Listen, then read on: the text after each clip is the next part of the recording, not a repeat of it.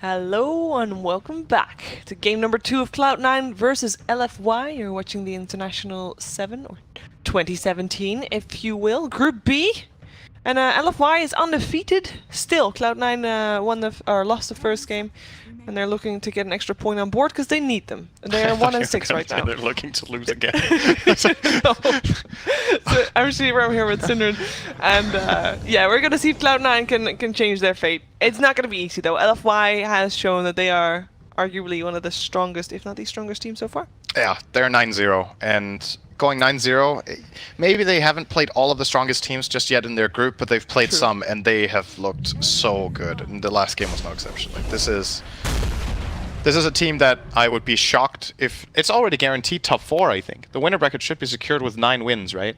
They could get, what's the worst score they can get? Well, you're playing. You have 9 teams in a group, 8 opponents, 16 games. So they could get 9-7. So they can get 9-7. If they lose out now. Yes. Which I think would still be enough for 4th, but I don't think that's the score they're going to get. So this is a team we will be seeing in the winner bracket, well deserved, more or less. I'll almost guarantee that now that we will be seeing them in the winner bracket. It's something really. I mean, statistically, it's probably still possible for them to just miss out, but realistically speaking, you know, they're good enough. Cloud9, however, they're not fighting for their lives, but they need to find some momentum and they need to get some wins. Because at this current point, they could actually end bottom of their group, and then they're out. And this is a team that, you know, all the teams going to this tournament obviously have high hopes and are hoping to go far, and maybe a lot of them are expecting to place at least top whatever. But the absolute thing that everyone wants to avoid as a bare minimum is to not get to play on stage. You really want to avoid that. So every win counts a lot. The bottom of the group right now, I think, is like 1-5, 1-5, 1-6 or something like that. So Hellraisers and DC are the other 2 teams with Cloud9. They're in the same boat. So just a couple of wins can take you far. As long as you get to the main event, then you're playing like these deadly best of ones, but at least you have a chance to fight for placements. And then at the end of the day, if you don't make that, then you know, it wasn't your tournament. It looks like it could be LFY's tournament this time, or at least they will go far. So Cloud9, similar opening, actually the same one as last time. Sanking Silencer. Different draft order though. The first pick this time was with LFY, who took the Earth Spirit. And then their Death Prophet again. So. What do you make of the Arc Warden ban? I don't actually know what LFY are doing with their bans this game. The Bounty Hunter and the Arc Warden ban stand out as pretty strange.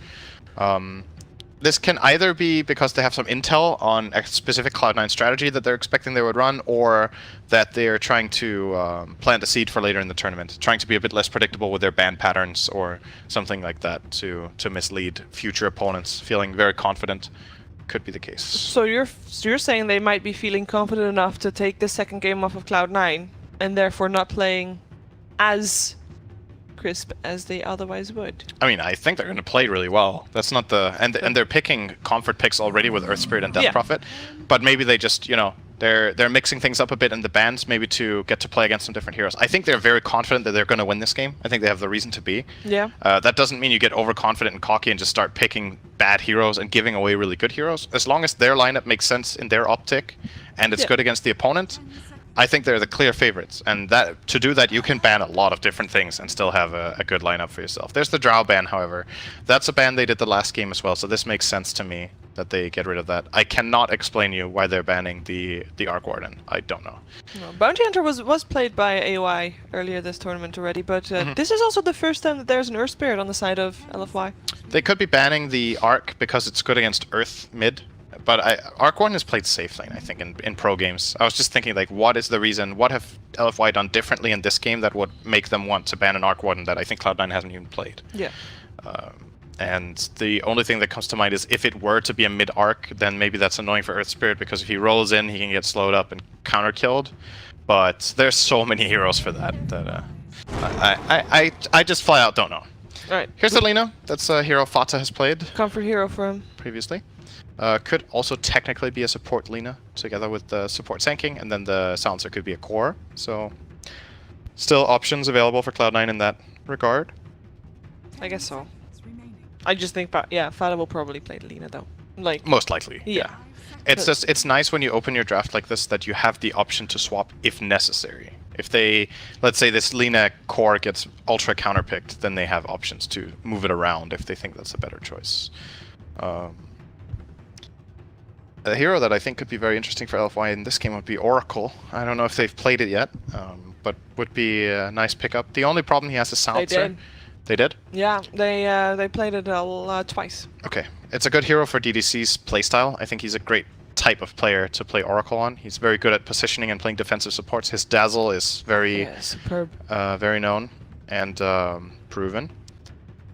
And the reason I like Oracle in this game is that you could double the heals of Death Prophet. You can put Fate's Edict on this hero. It's very powerful because Death Prophet has so little power in her right clicks, and all of her true strength lies in her spell casting. And then, yeah, the Fate's Edict counters out the damage from Lina and Sand King very well. They're going to go for the alternative, though. So there is going to be the DDC Dazzle, which is also totally fine. Similar logic, you keep Death Prophet safe and sound with the Grave, and then she gets to get her Soul Siphon, her Spirit Siphons off, and heal back up, and you give her a lot of armor with, so yeah, great just gotta be careful about the silence. Yes, the global silence is going to be very important this game for Cloud. Hey, it's an Enchantress! Change of pace here for Cloud9. Yeah. I wonder if this is going to be offlane or support. I kind of hope in this game that it's support, just because of how good it is against the Earth Spirit and Dazzle. Isn't it one of MSS's signature heroes? Used to be? It has been, at least. He's played it before, I'm sure. What I like about Enchantress is, if you play it offlane, it's very good if the core matchup is good. If Ench is against a hero that can't hit her, then she's just going to win the lane on her own if it's a one-on-one. And what I like about the support Ench is, if both of the supports are bad at killing the creeps or controlling them, like say you have no Crystal Maiden, or no Doom, or no Witch Doctor Cask or something like that, a support Ench can destroy the map. We saw it earlier today in one of the games with, I believe... who was playing Enchantress earlier in the game I cast? Let me just quickly check that. I think it was Zai from EG that played against Empire, and they were destroying the lanes with this Enchantress early on. I think it's a very powerful pick in that sense for Cloud9. I really like it, just theoretically, this choice of hero. And then we'll just see how they place it in their strategy. Because the support duo for LFY is already clear. You got an Earth Spirit and a Dazzle. They will not play other roles. Technically, you can put Earth Spirit off lane, but I really don't think they're going to do that. I also don't think it's an in-flame hero. No. They're taking a lot of time here. I think they're a bit intimidated by the idea of this Enchantress. Core Monkey King? Yep. That looks to be the case. All right, here we go. Would that be an off lane or a safe lane? I don't know why, like... Because it can be either, right? It can be, yeah. Which one do you like better? Because it is both not really done that often. It's both unusual. I don't like the Monkey King being a lone top, I think. Okay. He shouldn't be solo, or bottom, that is, they're dire. I don't think he should be solo offlane this game. So either they can play him with help from Dazzle or from Earth Spirit, or they try to play him in the safe lane position. As we've seen though, LFY really likes that their support can rotate, so leaving their cores alone is something that they very frequently do. If they want to do that, I think they should put the Monkey King safe lane. He has a lot of good matchups in the safe lane. I don't think he wins against Enchantress though. That, in theory, for me, that is a very Enchantress favored matchup. Monkey King is all about right clicks, and he can't get them in. So it's a rather strange pick for me, this Monkey King. Lifestealer and Anti-Mage bands coming out, and that is the last pick here for LFY. Should reveal what their plans are for Monkey King. I have no clue what direction they're going with this draft now. This Monkey King pick is very, very different from... And out of the 9 games they've played so far, Monkey King has not been picked, so this is the first showing of that. Yep. And it will be a Clockwork. Alright. So that's a safe lane Monkey. More or less guaranteed safe lane Monkey King here for Monet. Interesting. I think the hero has a place as a core, but it's very important for Monkey King as a core to get farm. That's why I'm not that big a fan of the offlane role for the hero, because if you fall behind, your contribution to the fight is the same as that of a support Monkey King, basically. Getting fast levels on this hero can be nice, but in this game the matchups it has aren't good enough to warrant putting it offlane and hoping to get a core impact from that. Phantom Lancer last pick. So if you're LFY, you're gonna get ganks with Monet, Monkey King, and then if that's successful, then you push the tower with Super. right? That's a little bit like the game plan around this. The logic is definitely that the Clockwork, Earth Spirit, and Monkey King can combine and find kills pretty easily, and then because of the synergy these heroes have in pairs, they can do the similar thing to last game where there's like a gank squad and a push squad at the same time. That might be what they're looking to do here, but maybe... So how's this lane gonna go? It is indeed an AUI Enchantress, by the way, so yes. This will be an MSS offlane Sand King. That Sand King looks huge in this perspective, by the way. It's like very fearsome. I think this is a Monkey King favored lane, which is very rare because Sand King wins against almost every melee hero, but Monkey King is so strong in melee matchups as well. So that could be something they were expecting when they saw the picks that MSS would be playing that Sand King, and could be part of the reasoning for the Monkey King pickup here. It's a pretty good PL game though, and similar to last game, I don't think Cloud9's draft necessarily has problems later on if things go well. They just need to get off to a better start. It's simply, they can't have these this deficit of 15 minutes again. So pressure on AY. Pressure on AOI in a sense, but I think this time, in a way, maybe also a bit pressure off because they can just play standings and take it a bit easier, maybe. We'll see how it goes. Okay, predictions are in. Team with most Roshan kills. I think LFY are going to win the game and that they're the stronger team, so I think they're also going to get Roche. Last player to be killed. That is the player who dies last, not in the game, but the first player to get, or last player to get his first death of the game. Yes. I think the Death Prophet will possibly not even die this game. That could happen. But he is going to be a target that's going to get ganked. He is. Yeah, it's actually pretty difficult to pick this. Monkey? No, he's very squishy. It's Kara Monkey King. I'm okay. Let's do Monkey King. That sounds cool. First blood, 0 to 3 minutes. I'm down with that. I think when there's an Enchantress in the game like this and an Earth Spirit, there's going to be a quick kill. Yeah. Team with first barracks, LFY. We're going to go with them as well. Yeah. Okay. See how much we get. As well. Inflame gets scouted out. I really like AOI's Enchantress, by the way. Never mind, wait a second, hold that thought! Roly-boly in from A-Fu, they find themselves a tournament. He can doppelganger to the other side of the trees, though, and he should be okay. Whoa, what is Inflame doing here? I'm not sure if maybe he misclicked on the map or something, because that was a mistake. That was a bad play. First blood did indeed happen 0 to 3 minutes. Yes, got that prediction right, and Envy gets the kill for that as well, so great start for him, and that was a bit of a giveaway perhaps, but... Wow, you can still predict it, guys. If you didn't check that, you can still predict 0 to 3. The predictions end now, so that's your free point of the game. 3 points. Nice one. That's funny. I honestly have no idea what happened to Inflame there. He just kept running in. Not sure what he was expecting there. But nice first blood for Cloud9, as you said, and it went the way of Envy, so good head start for him. He's going to get his poor man and probably work toward a fast ring of Aquila, I would imagine, for this type of lane. Oh, what do you make of this sentry? Is it blocking things? It's blocking the south camp, not the north one. And AUI gets a centaur, which is pretty decent. That was very good, actually. And he might smoke straight away and try to make a play top with the Sand King here. Yeah, he's got it in his infantry already. AUI, of course, used to be known for his Chen. Yep. And Enchantress is a surrogate Chen. He finds himself an Earth Spirit, though. Can't really rotate from mid right now, at least not as a surprise. And we have also got a Dazzle coming to help Avenu, who's able to roll back in to the help of DDC. AOI is just fine in terms of health, though. He's not in any danger just yet. Forcing 2 heroes to come his way is actually very nice for the Sand King. This gave a lot of space to MSS, and because of that, he's gunning a little bit of a level and pressure advantage here in the lane.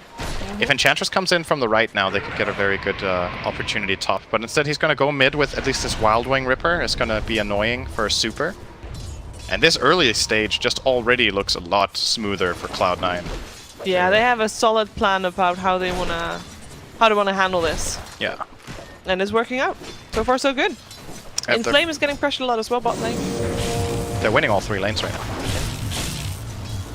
Very nicely. Fatsa is actually destroying mid currently. He is forcing DP to use her salve. He's up 12-4 to 3-0 and is holding the middle lane in the river. So this is very, very different from the previous game for Super. Top lane, Enchantress going in. Yeah, there's a stun available, but he can't really get a range of DDC. It's too speedy for him. You gotta get that angle right. Meantime, Clockwork gets forced back behind the tower as well, as we have also got AY pressuring Afu. AY is putting in a lot of work. He is still level 1, but he's already been helping out mid. That tornado was massive. Helping out top, making sure that he gets chased down. Well, Pi might be in trouble here. He wanted to deny the rune, but Clockwork has 20 more Babe's move speed. Oh, that's a kill for Inflame indeed. Battery assault ready. In the meantime, on the top lane as well, they go in. They want to go for AY. Oh, that heal did so much damage by DDC.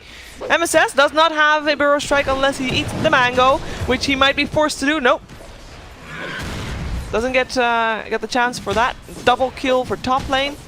For Monet, actually. So that's the core right there. And all of a sudden, 3 kills on the board for LFY across the board, across the map. Yeah, they're using this heal bomb very nicely with the 2 melee cores running in close. And this is something. It's easy to say afterwards, but this really shouldn't be happening for Cloud9 when they're playing this Enchantress Sand King lane. If they position themselves correctly and bring in the 2 Enchantress creeps first, this moment of opportunity doesn't exist.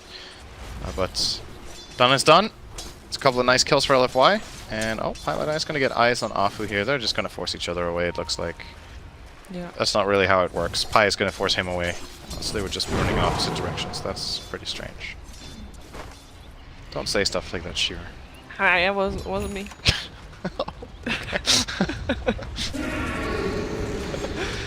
This is something we've seen a lot more in this tournament, actually. Soul Ring, just as an item in general, it's getting a lot more love. This time it's going to be the Phantom Lancer of Envy picking it up.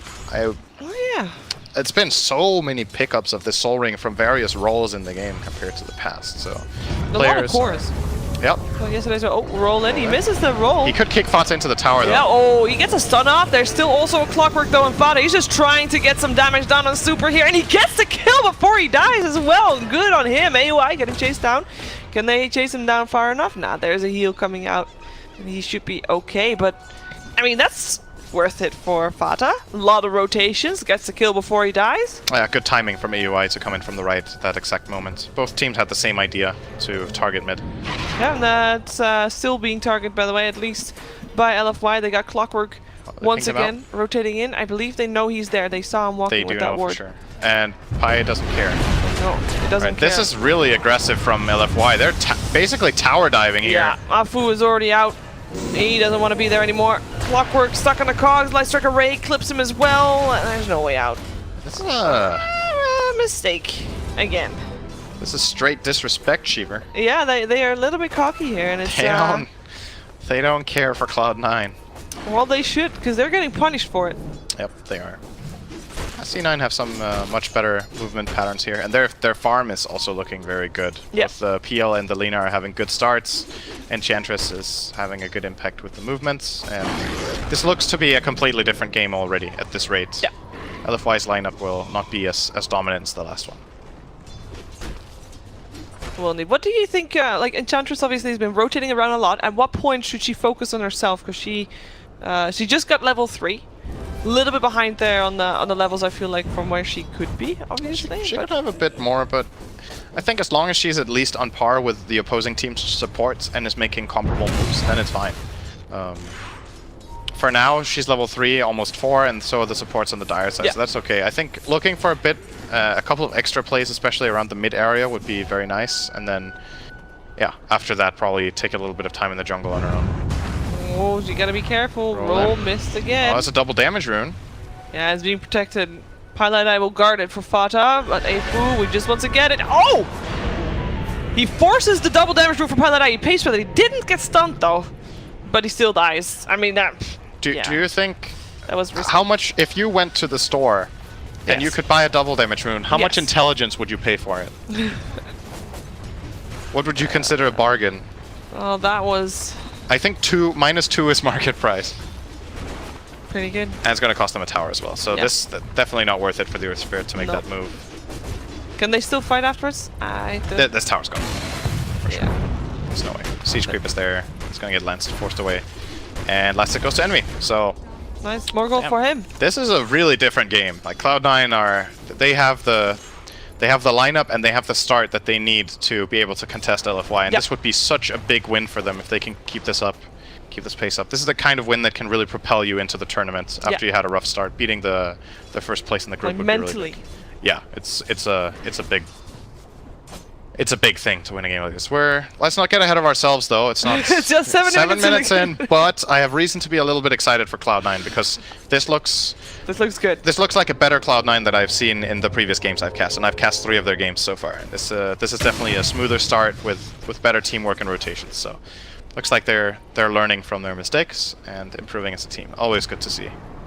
Yeah, with all the rotations on bot lane, MSS has been struggling a little bit. He's level 4 at the moment. He does have the wave pushing into his tower though, so that will help him out a bit, for sure. We have got Afu sitting bottom, waiting for the right opportunity. He has got Clockwork, but Clockwork is still level 5. I think he wants to have Clockwork level 6 before he does anything. Even then, it can be dangerous. They have no kill potential on the Phantom Lancer. Oh, actually, they're just gonna go. Oh yeah, he's gonna teleport out. That's Yep. the only way to do that. He knew he was gonna be not in a happy place. Nice read here from Fata as well. He was going toward the Arcane Rune bottom, but he saw that the Earth Spirit was coming in, and then he didn't even try to contest because Earth Spirit and DP were gonna connect together and get that kill, more than likely. Yeah, I mean, at this point, they're already ahead. They know they are ahead, so they can just focus on getting a bit more out of the map at this point. So they get some farm on the Enchantress. You see AY just mostly focusing on the jungle, perhaps soon rotating again out of these level 4.5. Get MSS focusing a bit more with this the waves pushing in, so they can just relax. They can chill. Yep. There's no pressure. Pressure is a little bit on LFY, and perhaps more specifically on Afu, who is gonna, well, he's still pressuring bottom. He wants to pressure bottom, but he's trying to maybe soak some experience. He's got to get out of there now. Let's go to the store, just do some shop. Didn't really mention before this game started, but in my mind, this guy is a top 3 player in the world on this hero. Afu on the some of the plays I've seen from this guy on this hero is absolutely incredible. Alright, if you say top 3, then the other 2 are what? Baboka and Jerax? Jerax is definitely, legacy-wise, I don't know right now if he's as good as this guy. This guy might be the best player in the hero right now, but you know, when you talk about it just historically, Jerax definitely has to be mentioned on that. Yeah. And I'm not sure who the third guy would be. NV rotated for Super. Super gets graved up for the moment. Is there a heal available though? I think he's still gone for tries to do what he can, but he didn't even get the Siphon off anymore. The rest of his team is helping out though. They managed to take down Fada. Can they get more is the question. They back off. Afu, he is not able to back off. He's got a Fairy Fire and a couple of stick charges, and he's not using them at all, so he's... he would have died anyway. There's stick plus Lance from Envy actually available. But, alright, 2 for 1. Yeah. Another successful move from Cloud9. They lost a little bit of gold advantage, though, over the last little bit of time here, and I think it's mainly just the top lane where Monet is gaining so much on the sand. Yeah, at what point are we gonna see Monkey actually do monkey things? I don't know. He's currently buying Battle Fury. Don't do this in your pubs if you're in my team, please. They're just gonna give Odie picks what he wants. He buys Battle Fury in every melee hero he plays. Yeah, I've seen his Earth Oy. I should have closed the stream when he played that, but I didn't. There's something magical about that. Something special you don't see every day. I mean, I guess special is a word for it. Yeah. So what do we think about a Battle Fury Monkey King? I can't really judge because I really don't know how this hero is played in the safe lane most of the time. It's very uncharacteristic in competitive games, so I'm not sure. I think he's getting it mainly because of the Phantom Lancer to like safeguard against him later and keep the farm up, so they surely can scale as well. Oh, MSS is in trouble here. Yeah, I guess the stun off, the silence there as well as Afu. He can roll in if he wants to, but he is gonna let him go. He can just stone kick him here. Kick him. Or roll. Yeah, that works as well. But meanwhile, the tower fell. AUI took advantage of that little bit of space that MSS gave him to get that tower. And at the same time, the Exorcism mid did not bear too much fruit. They got about half. But Cloud9 still looking very good and looking poised to go mid with this Exorcism down. Yeah, they've been pressuring this mid tower for a little while now. It is costing Envy perhaps a little bit of farm sticking around here like that. Having a bit of a standoff. Yep. You think it's worth it? If they get the tower only, worth it. Or yeah, I think having the PL and the Lina in the lane together right now, as much as they are, is not the right play. I would like to see the Lancer just play either a bit more in his jungle or around the top area, which should be the safest play now. Yeah. With that top tower gone, if they can get a ward into the Dire jungle, that would be a pretty safe area for him to play in. It looks like it's going to be the other way around, though. They're going to move Fata instead. And maybe try to find a pick on the Monkey King here. He's currently sitting in a tree, though. He does not see them, I think. Correct. So this ward will be planted successfully. Did they see him jump? No. No, I don't think so. Well, he's on his way middle. But he's spending a lot of time just hopping around here. He wants to go for Envy. Yep. Oh, Envy's actually going to run into him here.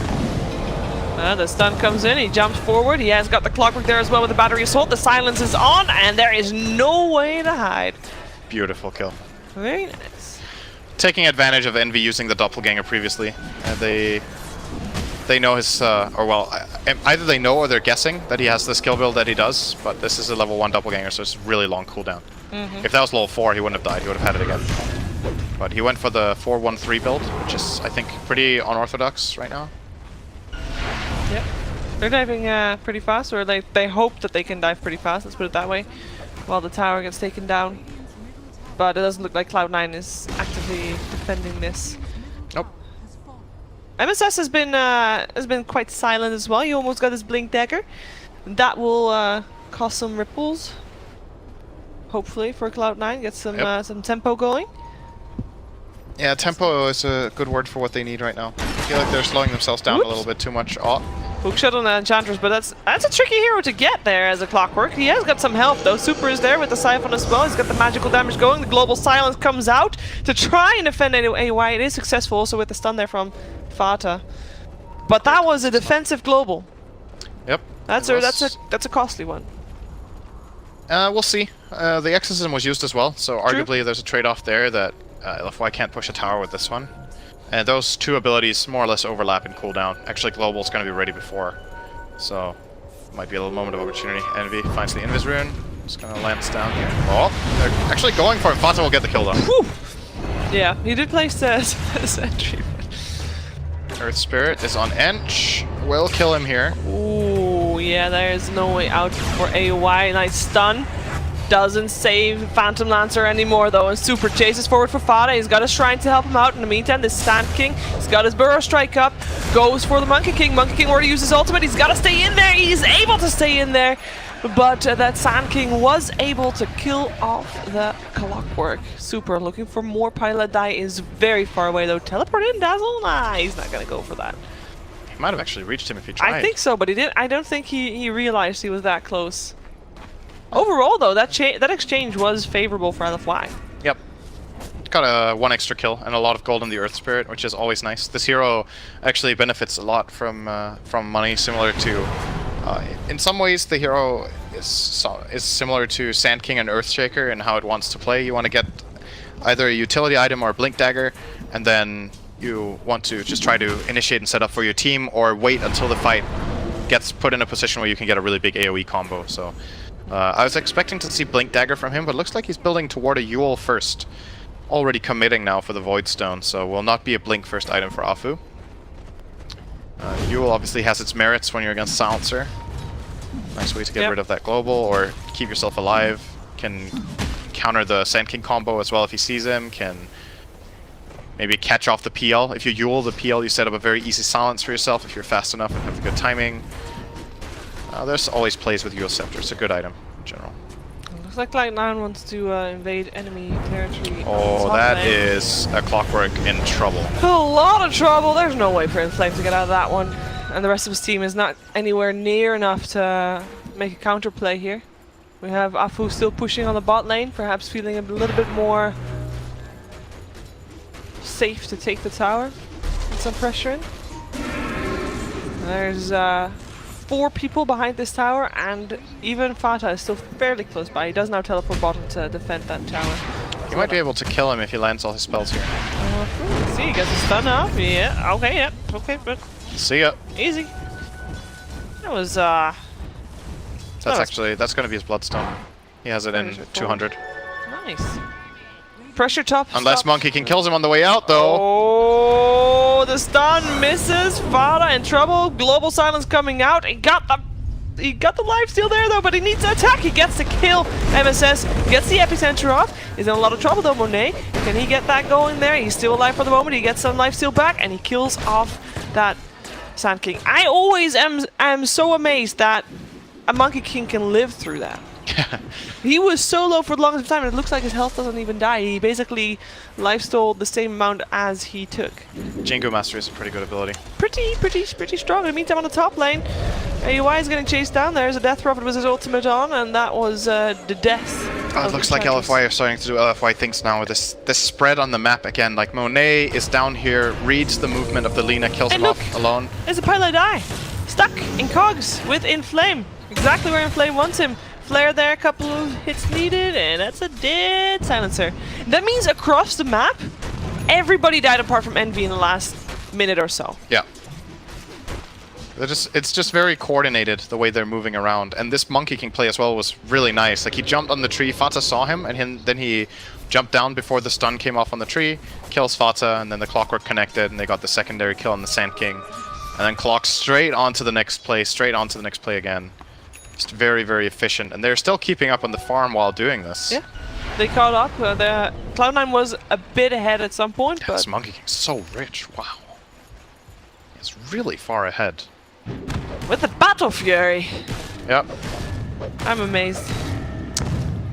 Do not try this at home. Exactly. I was thinking this. Don't. Like, this with all due respect to our dear viewers, you cannot play like this. You cannot do this. Don't do that to your pubs. Don't do that to my pubs.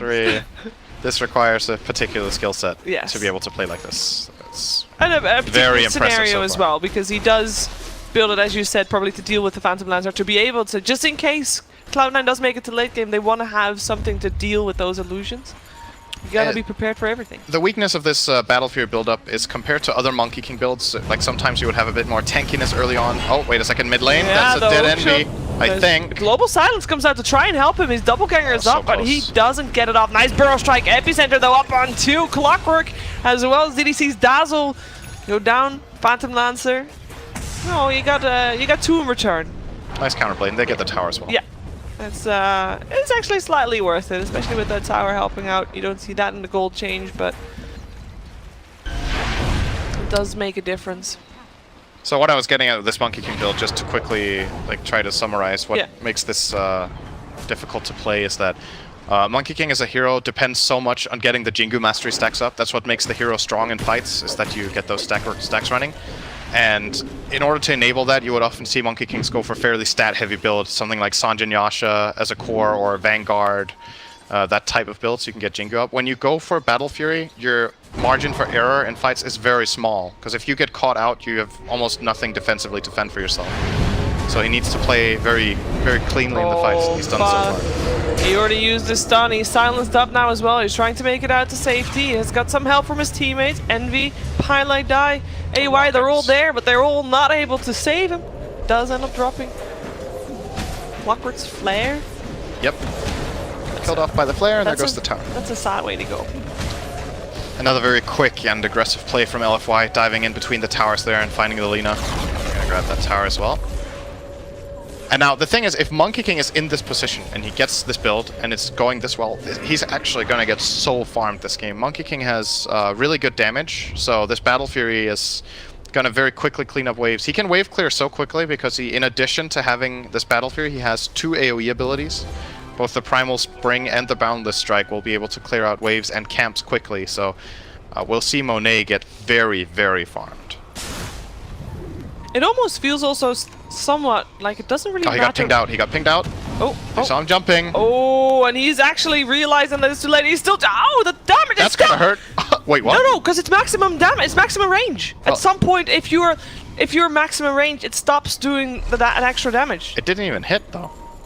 Why did it not hit? Because it's maximum range. Well, then it does the maximum damage it can. It didn't even hit. No, I don't think it's doing maximum damage. I think if you teleport, it just does the damage of a right click. Doesn't it? Do you think he got so far away with all those jumps that it actually, like... I'm not even sure about this. I'm confused as well. But, it could be. You might be right. Maybe he jumped so far away that the rules for the spell... So speedy. Oh, this could be big. Dead Dazzle on the menu. Dead Dazzle on the menu. No grave available. Global Silence used as well. We also have got ourselves a dead Fada, because at the back, the rest of LFY, they came to try and avenge their Dazzle. Piladai tries to run away from this one. He doesn't have any spells left available to help his team or to help his survival. Another exchange. Afu died on the other side of the fight. Very split out fight, which actually helps Cloud9 a lot, because it could have been a lot worse for either team, I guess. Yeah, the Boundless Strike didn't hit anyone. I think he hit it in between 2 targets, else that could have been a lot better for LFY. But yeah, 2-for-2 exchange. Pretty alright overall. The main thing is still just how farmed this Monkey King is getting. The 4k difference in net worth is the Monkey King. But Monkey King is a fairly squishy hero, right? And at the moment he's just building damage.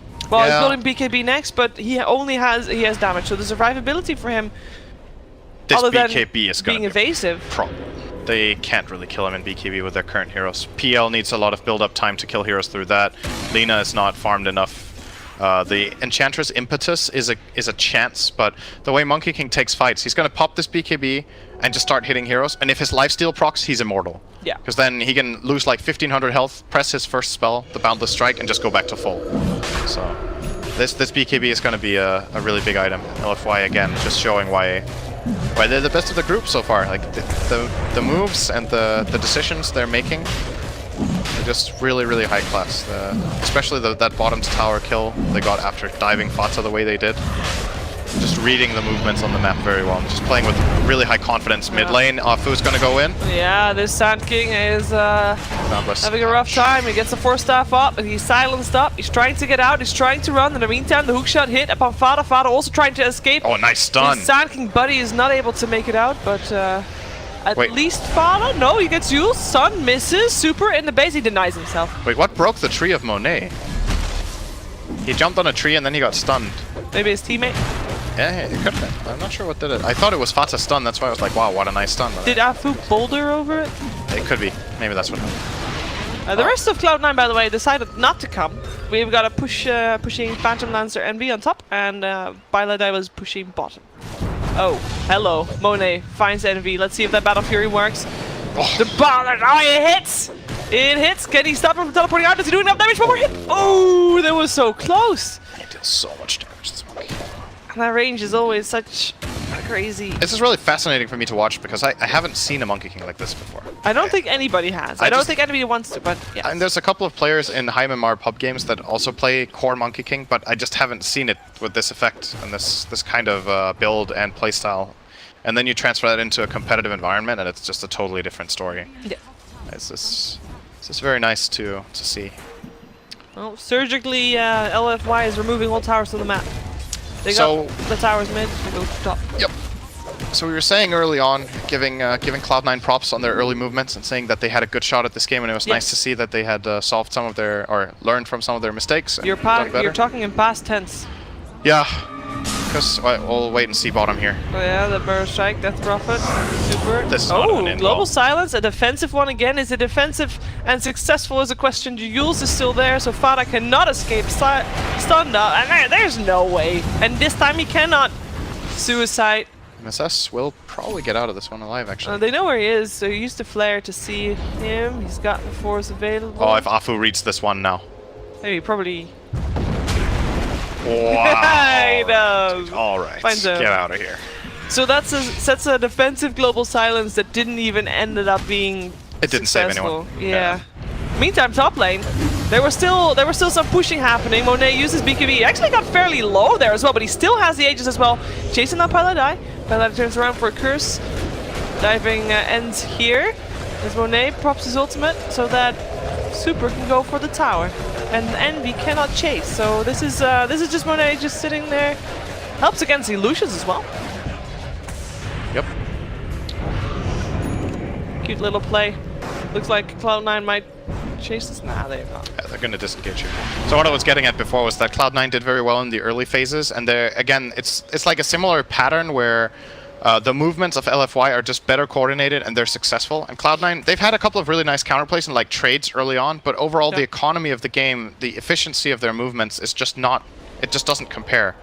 Like, this Monkey King is so farmed because he's just being very effective with how he's moving around. He's farming at the right times. He's moving toward kills at the exact correct moments. And in comparison, we had moments previously where, for example, the PL and the Lina were in the mid lane together for almost a minute. And it just slows down their progression in the game a lot, where LFY are just way more efficient. Cloud9, this will be a good set of replays to watch to learn something about themselves and their gameplay so far, where LFY just... If they can take something away from this set, that could be very helpful moving onward. So whether they win or lose this game, by the way. Yeah. Even if they manage to come back into this game, it's looking really grim right now. Yes. And this is a position they could have avoided being in with some better moves. So you remember when you said that LFY looked this good in a previous LAN as well, and then at some point they just got figured out and basically owned. What is there to figure out about this team? Because it feels like it's not like they do this with any hero. If they play like this with any hero, it doesn't really matter because they just seem to know their exact limits for everything they do. I think right now, if you're planning to counter this team, you don't look so much at the draft, but more at the playstyle. It's got to be about how they ward and move around on the map and set up these skirmishes where they are successful and have the right numbers. But how do you deal with that? You look at their replays, you look at their plays, and then you try to either bait them and set up team fights that they think are good for them, and then it turn out to be baits, or you make moves yourself of that type. Global silence coming out. It is not saving anybody just yet. It's just actually it is making sure that LFI backs off. But it's another defensive global, and they didn't even catch in flame, which what they were trying to do. Aegis gets taken back, so at least Cloud9 doesn't have to worry about that anymore. It's a scary team to face, and it's a scary time for Cloud9 as well. They do try to continuously have those lanes pushed out so that they. Oh, Envy's in trouble here. Yeah, he thought. Oh, they mistimed a little bit. Mistimed the silence. Mistimed again. Doesn't matter. There's still the Boundless Strike. Light Strike Array coming out. Envy going for the right click. Doesn't matter though. Monet's Wicked Sick gets a kill on the Sand King as well. That's a double already. Fada having to run away, gets a stun up on Super, but the chase is on. Afu misses the boulder. AUI gets the heal off, so he should be okay, depending on what Monet is planning right here. Is jumping forward, he's looking for the right time to go in and help his team. AUI, oh, those spirits, they just get him. And just kill him off. And Monet didn't actually decide to jump down. He was waiting, maybe Pilot Eye came close enough, maybe Fada came close enough, but... He may have had cooldown on Primal Spring, actually. He was in the tree with his tree dance, and then he jumped from tree to tree instead of jumping down, so could be. Well, he wasn't needed for the kill on the Enchanters in the end, and Paladai and Fada stayed far enough away to be safe. Something that seems to be the case with this LFY team is they play with extreme confidence in their moves. There's like no second thoughts in what they're doing. So you need to be as confident as them as when you go in and just commit for what you're doing. And Cloud9 seem to not be on the same page or completely sure what they're doing in a lot of the moves. Oh man, this damage going out. Yeah, this is not going great for Cloud9. Can they force back LFI out of their base? They need to put everything in there if they want to have a shot, but they can't because the Sand King's already dead, and even if he was alive, there's no epicenter anymore because he already used it. He tried using it, Fada comes in a bit too close, and there was a tree. There was a monkey. Oh my god, this Monkey King's hitting so damn hard. he's just able to dominate. This Monkey King is not died. He's 10-0, 6 GG's cool LFY. I mean, 10-0 and 6 on the Monkey King in terms of kills. It is also 10 wins. 4 correct predictions. Yeah. Yes. Got him. But it's 10 wins for LFY. They're still on top of the group, and they're the only undefeated team. And you already mentioned that perhaps they haven't faced the top ones of their group just yet, but it's looking already as a very impressive record. They are so good. This team is so good. And when you play like this in the groups, this doesn't, like, the thing about this format is that this obviously doesn't secure you a very high placement in the tournament, but I just think when you see how this team is playing and how flexible they are in picks, and it's just about like team cohesion and very good understanding of how to make moves and play together as a unit, those are the absolute hardest skills to have as a team, is this stuff. And when you master that and you feel like you can pick anything, then you have a team like Wings at TI6. So I'm seeing a lot of wings in this team, how it's playing right now. That does not mean that they will go on to win the whole thing or even place top 3. But if they play like this and the other teams play as they have so far, this is one of the favorites for sure. Like, they are really damn good right now, LFY. So impressive, all I can say. Looking very, very sharp. And this is a team I'm going to have to watch for the rest of this tournament, how they're going to do. That is... Yeah, and I mean, really Cloud9, sure, they have not got a great record. They are now 1-7. 7, yeah. But I think losing against LFY, you know, there's no shame in that at this point. No, this is their smallest loss. Yes. The reason this game is important is that I think when you're playing against... It's the similar thing when you're playing scrims. When you're playing against... Arguably in this group, at least right now, the best of the best, that's where you can learn the most. Because they punish you the hardest for your mistakes, and they make the best moves. And that makes the replay, it makes it very apparent what you're doing wrong if you look at the right things. You're going to see exactly what it is you need to work on. So it's good footage for them to have a look at. Oh, and they got time to do that, as this was their last game of the day. This was our last game of the day on this specific stream as well. There are still more games going on, though. You can check out the main stream, which is Dota 2 TI, and watch more Dota there. From us, though, we'll see you tomorrow, and go watch some more Dota. Bye-bye. Bye-bye!